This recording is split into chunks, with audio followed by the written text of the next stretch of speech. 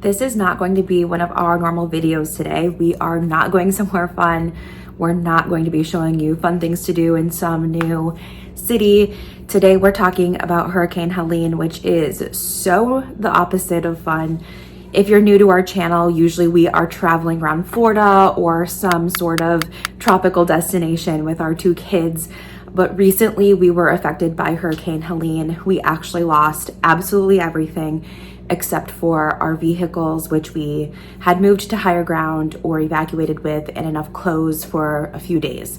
So today we're going to talk a little bit about how Hurricane Helene impacted us and just kind of give you an update, I guess. Also, Mitchell actually rode out the storm, so I'm going to tell you the story of that as well. I wish that he was here to tell you more about it, but he has been working on our house nonstop since it happened, so you're stuck with me. And he did take some videos as the night was progressing, so obviously I will insert those to tell the story. If you follow us on TikTok or on any social media, you might already know that we own a beach house. It is our primary residence. This is not like a fun second property. This is where we live. It's where we do everything. And we are about 2 blocks from the beach. So we had about 4 feet of water in our house. And this was not just flood water. This was also sewage backup. It was absolutely disgusting. So let's just jump into the hurricane and just the timeline of kind of how that all went down. I mentioned that Mitchell did stay. I evacuated with our 2 kids. We have an almost 2-year-old and an almost 1-year-old. So the 3 of us went to Sarasota, which is like an hour south, and we just went inland to not on the beaches because the Sarasota beaches didn't fare particularly well either. But we stayed kind of close to the interstate in Sarasota. We actually hardly had any hurricane weather. It rained a little bit. It wasn't even particularly windy. So that's where we were when all of this was unfolding. I'm gonna start with 7 a.m. I don't know why, but I felt inclined to wake up and look at the Ring camera, and right away I saw that there was water on our street. This was actually pretty shocking because we weren't expecting any bad weather until later in the day. So I knew in that moment that it wasn't going to be great. I had a bad gut feeling about it.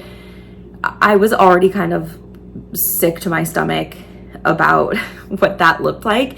Luckily, as the day went on, it did recede, so it did go back down, but that was not a good way to wake up knowing that it wasn't even bad yet. It wasn't even close. I think Helene at this point was maybe down kind of by the Florida Keys, parallel to the Florida Keys. So not a good start. From there, the day just kind of unfolded like normal. Like I mentioned, everything where we were was great. We didn't even see rain until late afternoon. So the kids and I went to the park. We had breakfast. We had a great morning. After this water started to recede, I did start to my anxiety went down a little bit. So we just kind of proceeded with the day as normal until 4:30. At 4:30, I checked the Ring again. And by the way, I'm checking the Ring because I'm trying not to bother Mitchell. I know that he's a little bit anxious and he doesn't need my anxiety contributing to that. And he doesn't he's working and doing the very last amount of relaxing he can do before this storm came. So that's why I'm checking the Ring and not calling him every 2 seconds. So I checked the Ring at 4:30 and I noticed that our elderly neighbor is evacuating, he's leaving. He never leaves. He never leaves. And so this makes me very uncomfortable. I do not like that he's leaving. I don't feel like that's a good sign at all. So that's kind of where it starts. My anxiety never gets better from that point. A half an hour later, I check the Ring again because by this point, I'm just obsessively checking it. I might as well just leave it on my phone the whole time. At 5, the water is at the bottom of our driveway again. And then by 5:30, it is all the way up to our doorstep. So that was a period of about 30 minutes where the water rose insanely rapidly. This is again 5:30 and they are calling for the worst of the storm to be from 10 p.m. to 2 a.m. So we're not even close to where the dangerous part of this storm is. At this same exact time that I'm like checking the ring and I'm extremely nervous, I get this alert on my phone that they are closing the bridges. So if you don't know, they will close the bridges to get to the barrier islands when it gets bad. They were not planning on closing the bridges for this storm. We were in a mandatory evacuation zone, but they were going to leave the bridges open. So watching the water rise very quickly, seeing that our neighbor was leaving, and now they're deciding, hey, like, we are shutting down the bridges. I was a mess. This was like, it's hard to even describe that feeling of just fear and worry. And so all of this is kind of happening at once. So I guess this is kind of where we address the elephant in the room, which is, why don't you leave? And I'm going to be the first to admit that this is not a good reason to stay. I'm not advocating for staying whatsoever, and we're going to take this so much more seriously moving forward. But if you have ever lived in a flood zone, then you know that they call for these mandatory evacuations a lot, and many times you evacuate and everything is fine. And the reason that that's annoying is because if you do get water in your home, you need to start ripping out drywall immediately. You need to get fans on it. You need to start cleaning it out. And being able to be there when that happens can save hundreds of thousands of dollars. We did not expect this to be a life-threatening storm, and so we really perceived Mitchell staying as an opportunity that could like almost save our house. And when I say that out loud, I definitely know how stupid that sounds now, knowing that it was a life-threatening storm and how that's not a reason to stay. So like, fully agree with that. We will evacuate from now on, but that's why he stayed. Not that this justifies it, but most of our neighborhood stayed as well throughout the storm, which made me feel a little bit better. But around 6 o'clock, maybe 6:15, our Ring camera quit working. The power had cut off at that point, and we actually had power at our house quite a while after most people had lost theirs.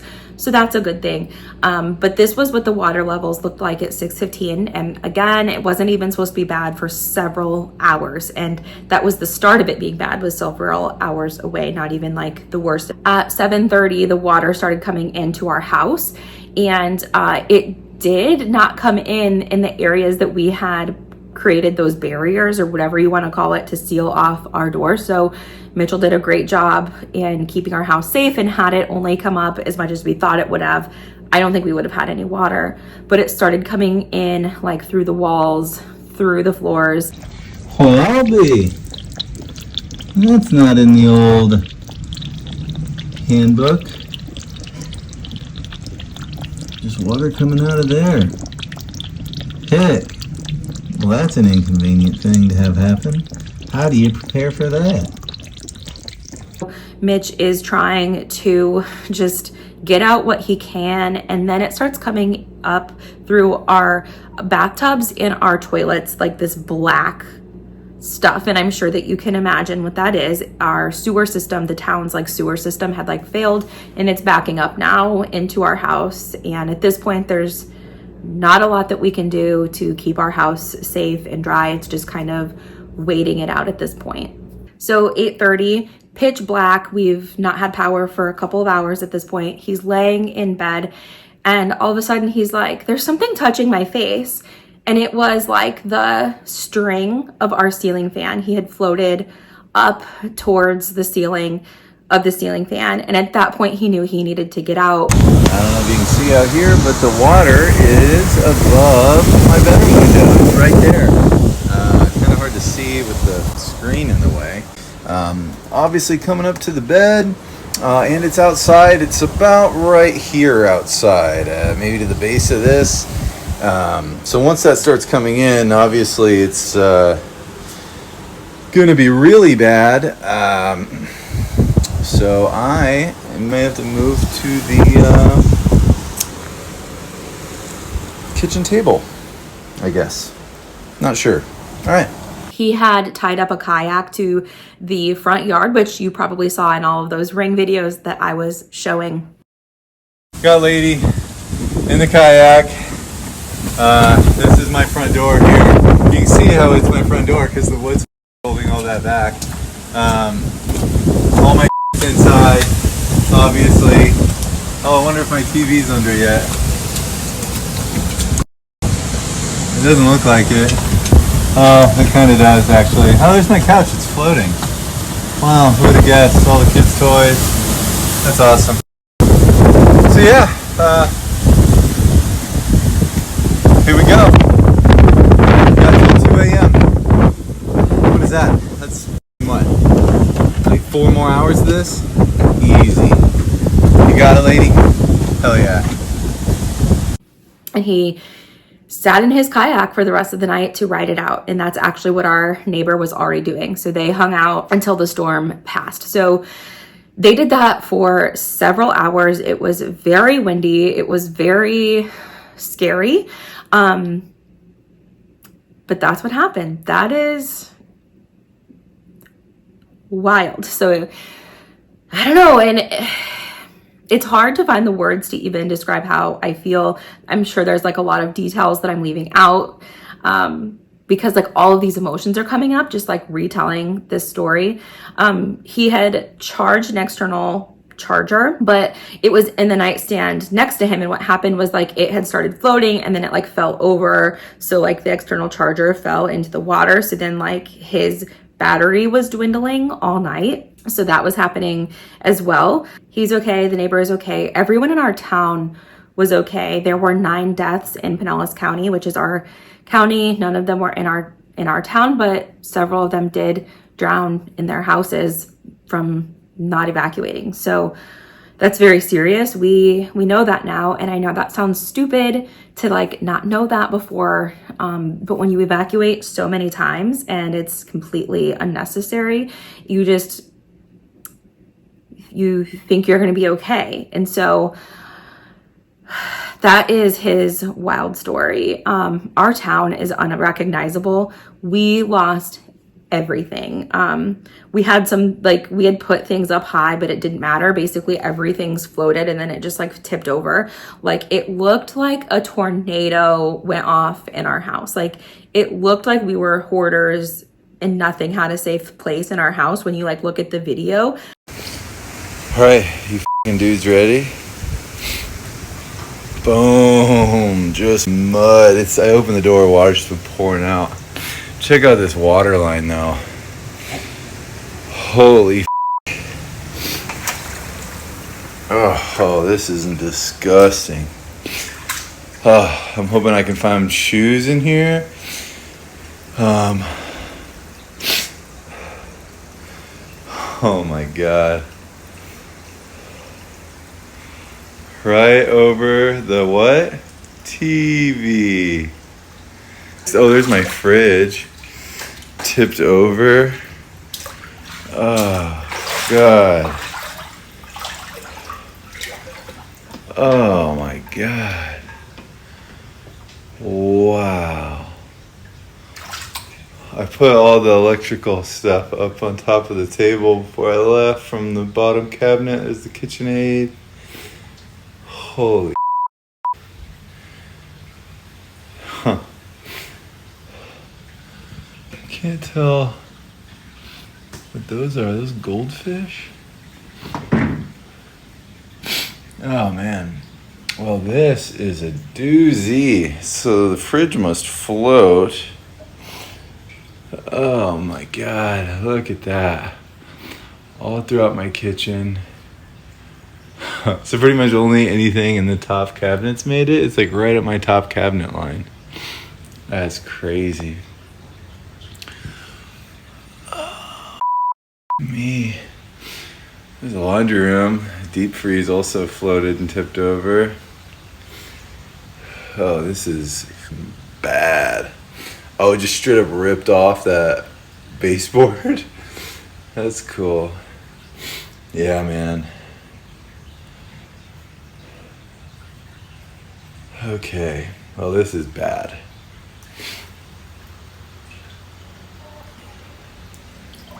Oh, man. And even like submitting it to insurance, I want to be like, you know that this isn't how we kept our house, right? And of course they do. Everyone's houses looked like ours, but it's completely unrecognizable. It was It was awful.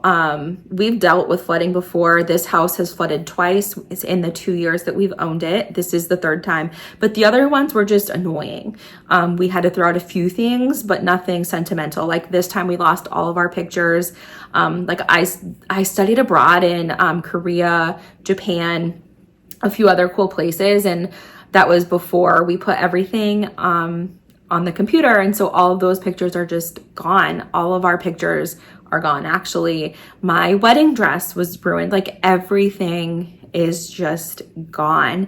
And it's easier to accept that since Mitchell is okay, because that was definitely the primary concern. And like after he was okay, it was like I didn't even care about any of that stuff. But then like slowly as the days go on, it's kind of starting to sink in how much we've truly lost in all of this.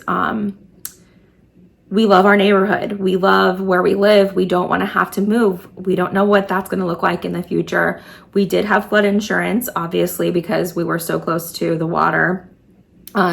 They've taken good care of us. It's worked how it's supposed to the last 2 times, but there's some anxiety there knowing how widespread this hurricane was. My in-laws gave us a place to stay in the Fort Myers area, a couple of hours south.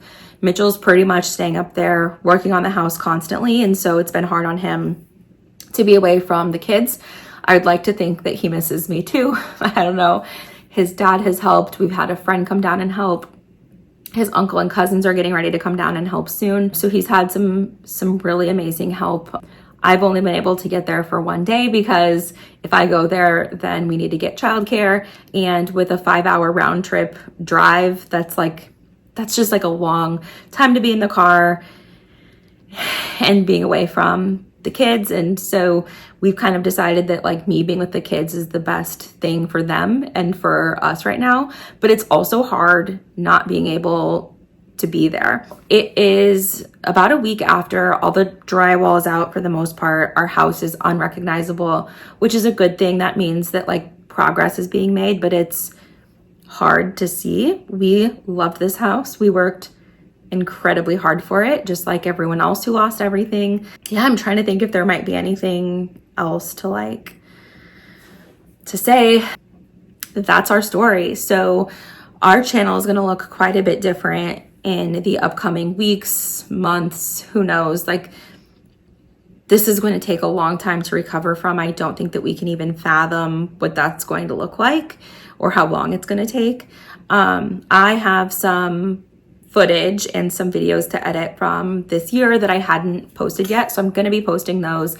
And then like on the weekends, the kids and I are exploring like the Fort Myers area. We went to Sanibel recently, and that was kind of like a whole other just like heartache because they're still recovering from Ian and they're so resilient and it looks amazing out there. They've done a great job, but you can still see where they're not fully healed yet. And just knowing that that's the trajectory that we're on and that 2 years from now, things might not be normal. In fact, they probably won't be, but I just like want them to be so bad, and just kind of accepting that is hard. And like seeing Sanibel not be there yet, like helped that sink in.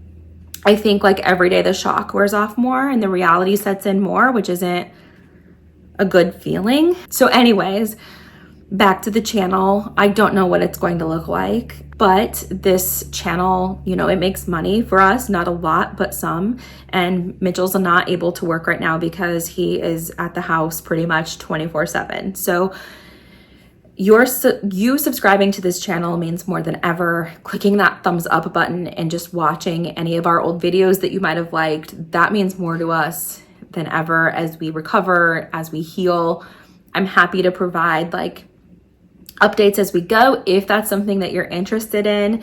And I'm happy to answer any questions that you have as well. We appreciate you being here, you know, now more than ever.